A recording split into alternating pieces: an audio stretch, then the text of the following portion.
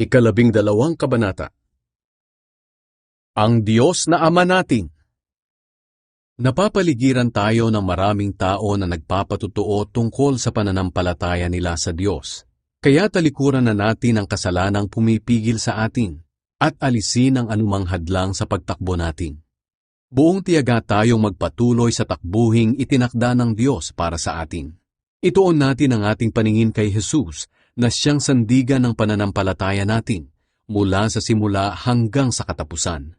Tiniis niya ang paghihirap sa krus at hindi niya ito ikinahiya dahil inisip niya ang kaligayahang naghihintay sa kanya. At ngayon nga ay nakaupo na siya sa kanan ng trono ng Diyos. Isipin niyo ang mga tiniis ni Jesus na paghihirap sa kamay ng mga makasalanang tao para hindi kayo panghinaan ng loob. Kung tutuusin, wala pa namang pinatay sa inyo dahil sa pakikipaglaban sa kasalanan. Baka nakalimutan niyo na ang pangaral ng Diyos sa inyo bilang mga anak niya.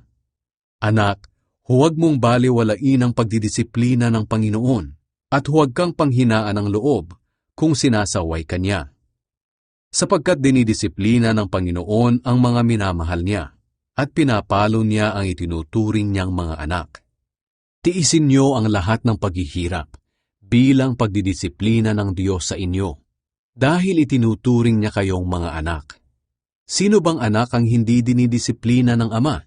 Kung hindi kayo dinidisiplina ng Diyos gaya ng pagdidisiplina niya sa lahat ng anak niya, hindi kayo mga tunay na anak, kundi mga anak sa labas. Kahit ang mga ama natin dito sa lupa ay dinidisiplina tayo. At sa kabila nito, iginagalang natin sila. Kaya lalong dapat tayong magpasakop sa pagdidisiplina ng ating Ama na nasa langit para maging mabuti ang pamumuhay natin. Sa maikling panahon, dinidisiplina tayo ng mga ama natin dito sa lupa ayon sa inaakala nilang mabuti. Ngunit ang pagdidisiplina ng Diyos ay laging para sa ikabubuti natin upang maging banal tayong gaya niya. Habang dinidisiplina tayo, hindi tayo natutuwa kundi nasasaktan.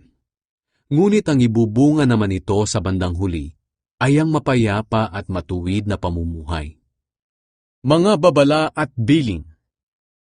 Kaya palakasin ninyo ang sarili nyo at patibayin ang inyong loob. Lumakad kayo sa matuwid na daan upang ang mga kapatid na sumusunod sa inyo na mahihina ang pananampalataya ay hindi matisod at mapilayan, kundi lumakas. Pagsikapan ninyong mamuhay ng may mabuting relasyon sa lahat ng tao at magpakabanal kayo. Sapagkat kung hindi banal ang pamumuhay nyo, hindi nyo makikita ang Panginoon. Ingatan nyo na walang sino man sa inyo ang tatalikod sa biyaya ng Diyos. At huwag ninyong hayaang umira lang samaan ng loob sa inyo at marami ang madamay. Ingatan din ninyo na walang sino man sa inyo ang gagawa ng sexual na imoralidad o mamumuhay ng gaya ni Esau na hindi pinahalagahan ng mga espiritual na bagay dahil ipinagpalit niya ang karapatan niya bilang panganay sa isang kainan.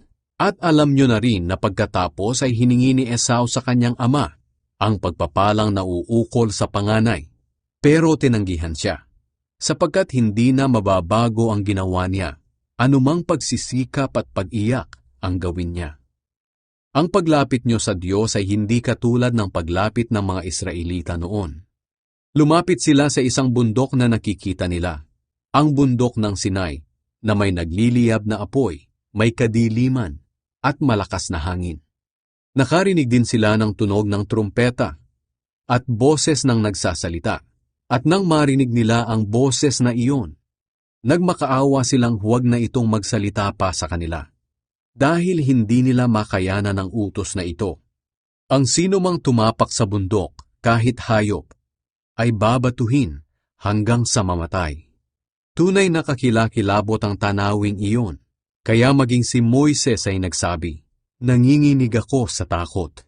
Ngunit hindi ganito ang paglapit nyo sa Panginoon. Dahil ang nilapitan nyo ay ang bundok ng Zion, ang lungsod ng Diyos na buhay, ang Jerusalem na nasa langit, na may libu-libong anghel na nagtitipon ng may kagalakan. Lumapit kayo sa pagtitipon ng mga itinuturing na mga panganay ng Diyos, na ang mga pangalan nila ay nakasulat sa langit. Lumapit kayo sa Diyos na siyang hukom ng lahat, at sa mga espiritu ng mga taong itinuring na matuwid ng Diyos at ginawa na niyang ganap. Lumapit kayo kay Jesus na siyang tagapamagitan natin sa Diyos sa bagong kasunduan.